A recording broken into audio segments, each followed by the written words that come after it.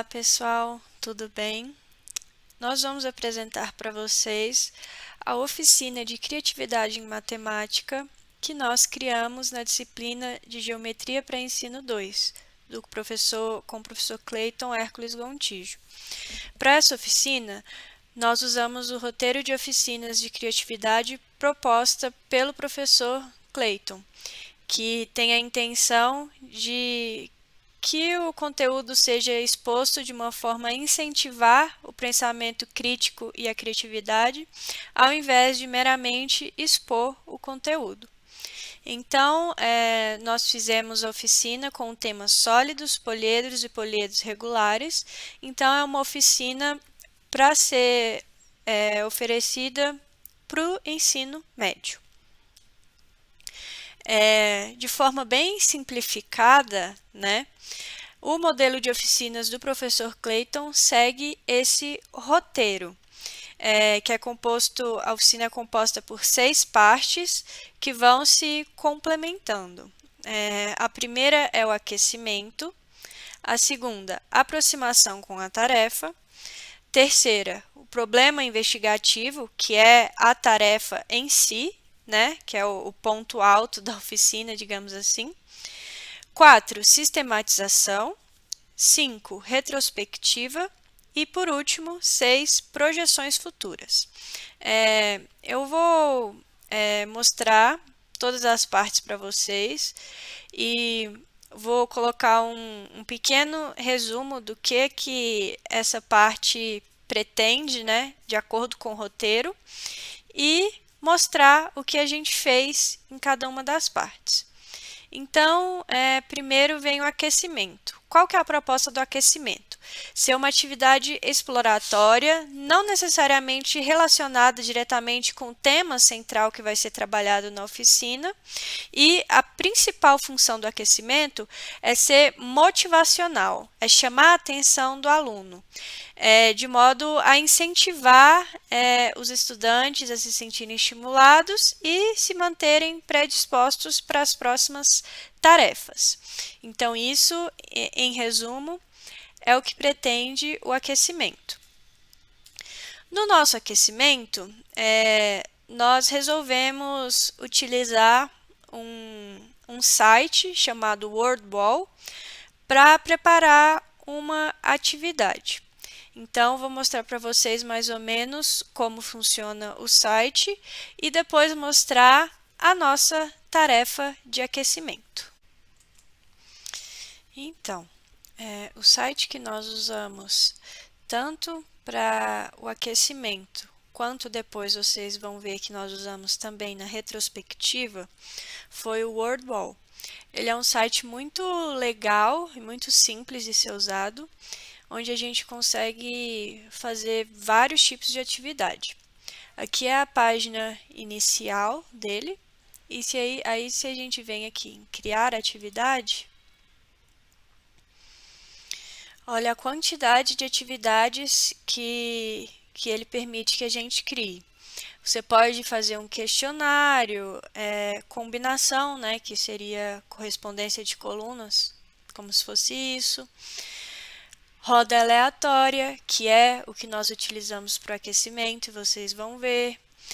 Labirinto, cartas, caça-palavras, que também é bem legal. Anagrama, vire as peças, verdadeiro ou falso, enfim.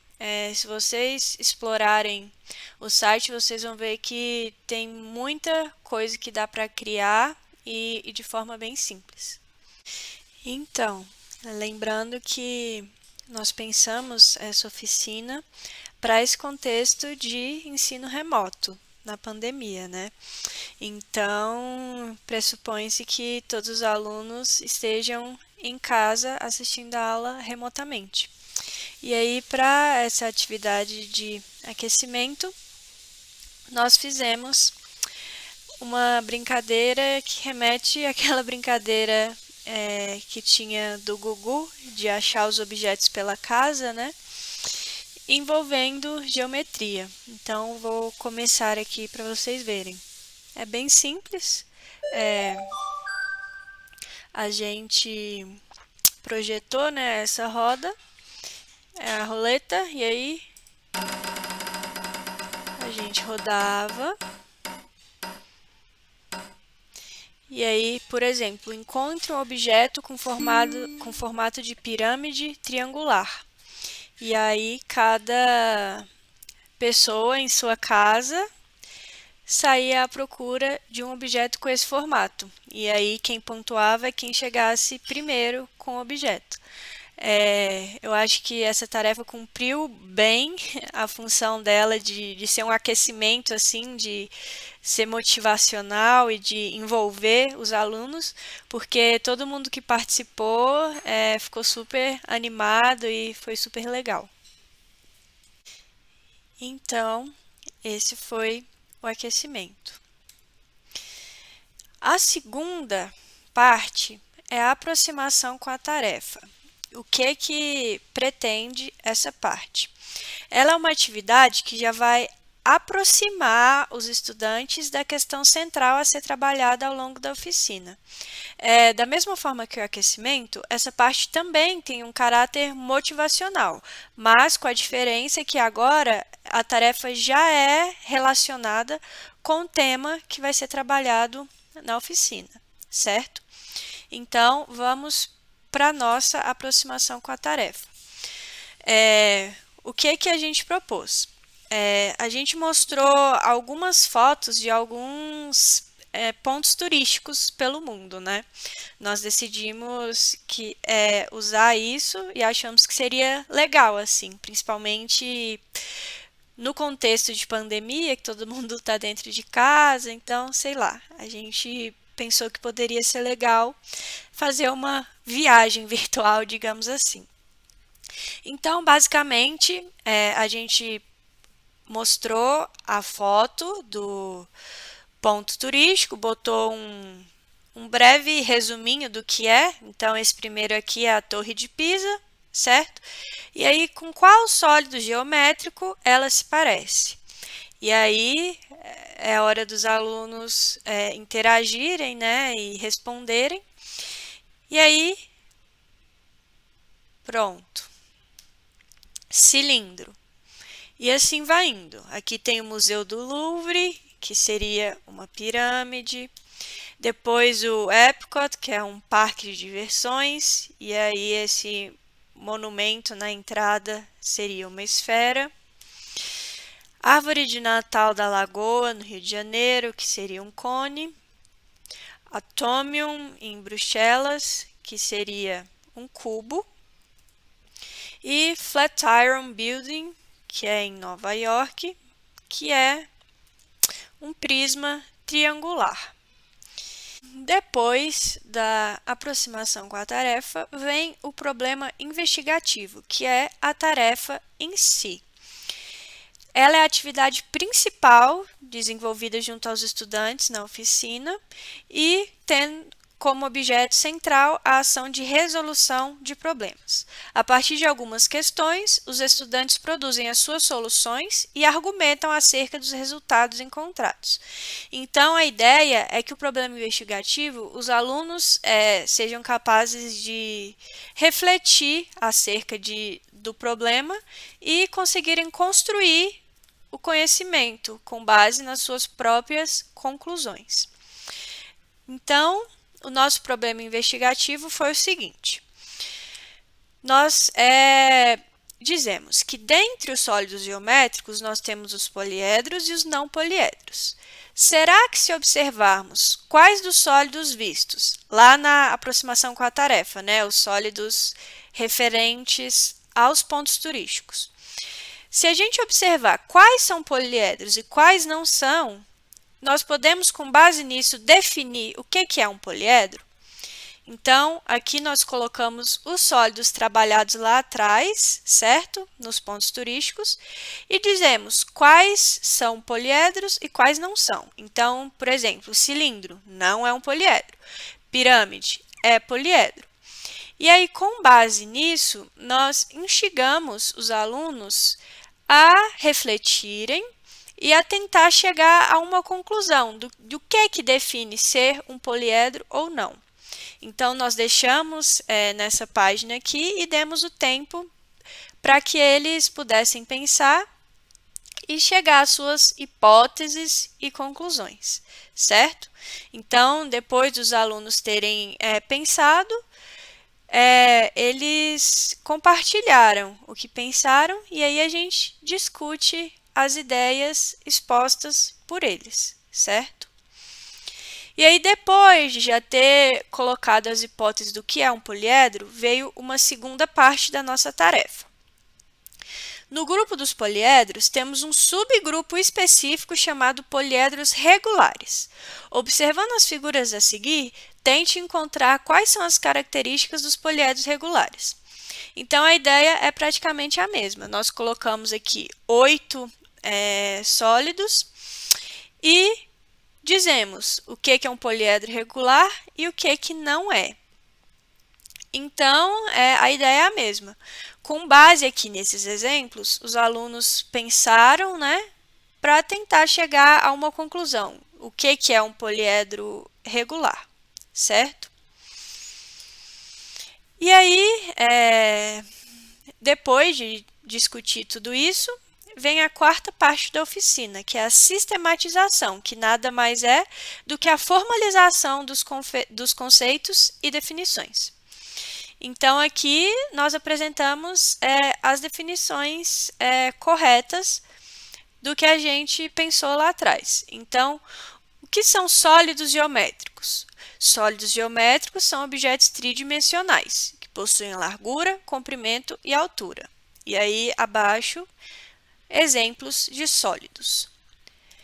Depois, o que formalmente são os poliedros? Os poliedros são sólidos geométricos limitados por um número finito de polígonos planos. E aí, exemplos de poliedros. E por último, poliedros regulares, que são poliedros convexos, onde todas as suas faces são polígonos regulares e congruentes, e em todos os vértices concorrem o mesmo número de arestas. E aí, exemplos de poliedros regulares. E depois vem a quinta parte, que é a retrospectiva, que para que serve? É um momento de revisão das atividades realizadas ao longo da oficina, levando os estudantes a refletirem sobre todas as suas ações, destacando as aprendizagens ocorridas.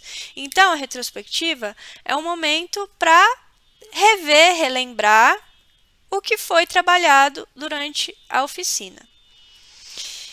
E para a retrospectiva, nós escolhemos fazer um joguinho, também no WordBall, que eu vou mostrar para vocês a seguir. Então, na parte de retrospectiva do conteúdo, nós tivemos a ideia de fazer em forma de jogo também, para ser uma coisa mais lúdica. E aí eu vou mostrar para vocês aqui. Nós também usamos o WordWall. Aí o aluno coloca o nome dele e já vai começar o jogo. Dessa vez nós escolhemos fazer esse jogo que é um labirinto, onde você precisa levar o bonequinho para a resposta correta da pergunta. Então, por exemplo, essa aqui. Qual desses prédios representa um prisma reto de base retangular? E aí você caminha com o bonequinho para a resposta que você acha que é a correta. E aí você entra. Se a resposta estiver correta, você passa para a próxima pergunta. E aí veio. Qual das opções abaixo não é um poliedro? E aí você caminha.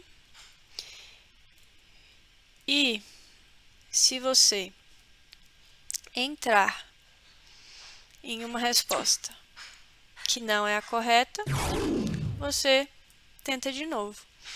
E aí também é uma competição, esse jogo, e com base no quão rápido você passa por todas as perguntas, você pontua melhor. A gente viu que funcionou muito bem também esse jogo, porque sempre que envolve competição, né, as pessoas acabam se envolvendo mais e ficando empolgadas, então funcionou muito bem também. Essa foi a nossa retrospectiva em forma de jogo, mas nada impede que não seja um jogo também, certo? E por último, projeções futuras.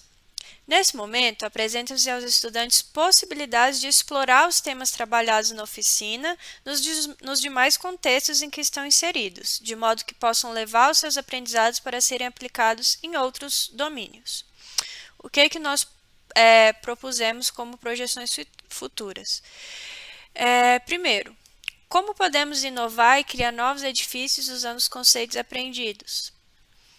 Segundo, como podemos utilizar a geometria para otimizar o ambiente em que estamos?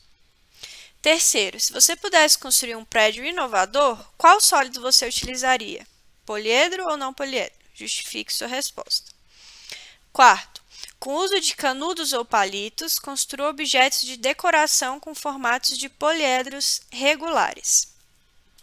E aí a gente colocou fotos de inspiração que a gente achou bem legais, né?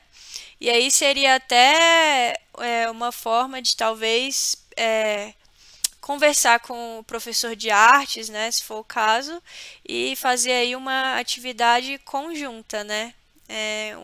Trabalhar uma interdisciplinaridade. Enfim, basicamente é isso. Essa foi a nossa oficina e espero que vocês tenham gostado. Obrigada!